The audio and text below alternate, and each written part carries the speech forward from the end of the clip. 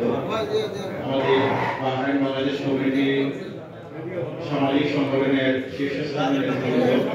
রাজনৈতিক সংগঠনের শীর্ষস্থানীয় নেতৃবৃন্দ, সাংবাদিক সংগঠন, সাংবাদিকবৃন্দ সহ প্রবাসী ভাইয়েরা, আপনাদের সবাইকে নিজ নিজ অবস্থানে আপনাদেরকে জানানো হয়েছে সম্মানে এবং জানাবাদ আপনাদের কাছে কৃতজ্ঞ। জানাবাদ আজকের এই মাহফিল আপনাদের উপস্থিতিতে আমরা একটি সুন্দর ইফতার মাহফিল পরিপূর্ণ হয়েছে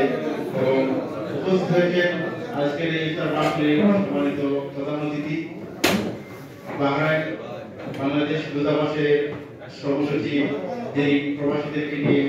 দিন রাত কাজ করেন, যেগুলো আমরা যাকে পাই, প্রবাসী বান্ধব প্রথম সচিব শ্রম মাহফুজুর রহমান স্যার আমাদের মাঝে উপস্থিত হয়েছেন।